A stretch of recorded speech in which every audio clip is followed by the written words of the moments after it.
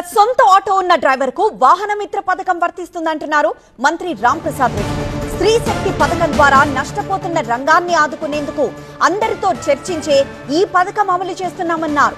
వాహన మిత్ర పథకం నిబంధనతో నష్టపోతున్నామనే వారు తమతో చర్చకు రావాలన్నారు. మంత్రి రాంప్రసాద్ రెడ్డి వ్యాఖ్యల పూర్తి సమాచారం టీవీ9 కరెస్పాండెంట్ క్రాంతి వివరిస్తారు.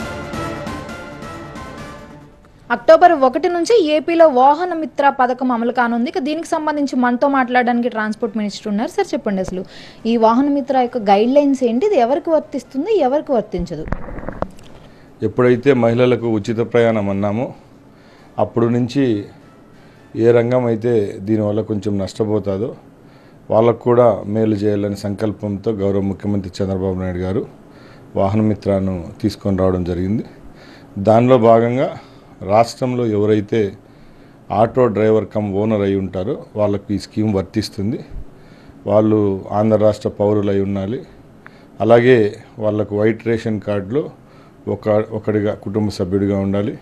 అలాగే 100 చదరపు గజాలు లోపల స్థలం కలిగి ఉన్న వారికి ఇది వర్తిస్తుంది. ఆటో యూనియన్స్ కానీ వీళ్ళందరూ ఈ యొక్క వాహన మిత్ర పథకాన్ని డ్రైవర్లకు మాత్రమే ఇవ్వకుండా కేవలం యజమానులకే ఇస్తున్నారు. సో లైసెన్స్ ఉన్న ప్రతి ఒక్కరికి కూడా ఇవ్వాలి అని చెప్పి పెద్ద ఎత్తున ఆందోళన చేస్తున్నటువంటి పరిస్థితి ఉంది కదా. ఎక్కడ ఒక ఆటోకు మాత్రం ఒక సపరేట్ లైసెన్స్ అనేది ఉండదు.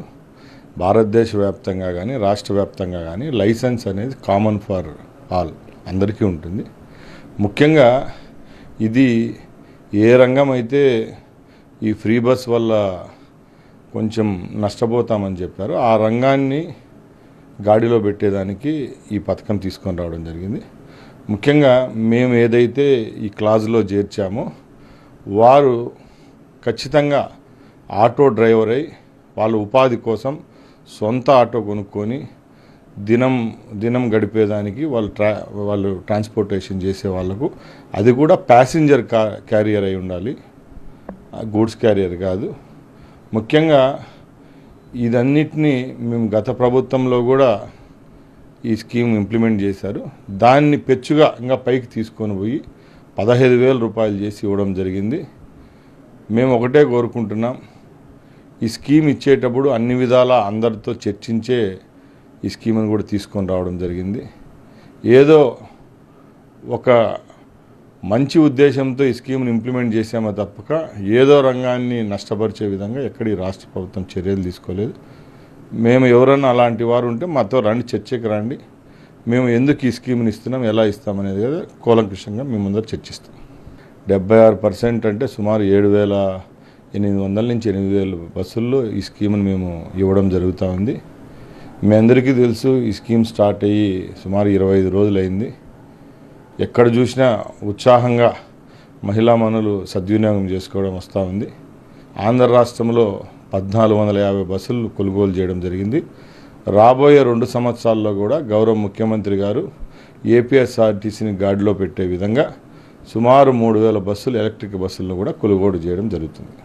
వైసీపీకి సంబంధించిన పెద్ద మనుషులకు మేము ఒకటే చెప్తున్నాం, చంద్రబాబు నాయుడు గారు మేనిఫెస్టోలో ఏవైతే స్కీములు చెప్పారో అవి తూచా తప్పకుండా ఈరోజు రాష్ట్రం అంతటా ఇంప్లిమెంట్ అవుతున్నాయి.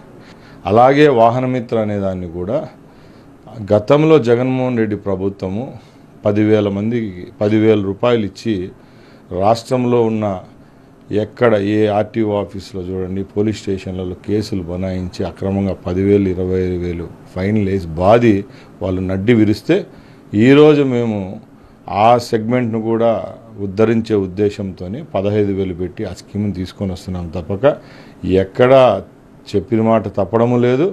ఎక్కడ ఏ విధమైన సమస్యలు లేకుండా ఈ సూపర్ 6 కార్యక్రమం అయితే ఇంప్లిమెంట్ జరుగుతుంది. ఖచ్చితంగా ఎవరైతే నష్టపోయేటటువంటి డ్రైవర్లు ఉంటాయో ఈ స్త్రీశక్తి పథకం ద్వారా వాళ్ళకి అమౌంట్ చేరేలాగానే ఈ యొక్క గైడ్ లైన్స్ కూడా ఉన్నాయి. వారికే డబ్బు చేరుతుంది ఖచ్చితంగా అని కూడా చెప్తున్నారు. మరోపక్క స్త్రీశక్తి పథకం క్లియర్గా సక్సెస్ అయింది. దాని ద్వారా నష్టపోయే వాటిని కూడా క్లియర్ చేసుకుంటూ రాబోయే రోజుల్లో మరిన్ని బస్సులు పెంచుకుంటూ ముందుకెళ్తామని కూడా చెప్తున్నారు. కెమెరామెన్ సుధీర్తో క్రాంతి, టీవీ9 విజయవాడ నుంచి.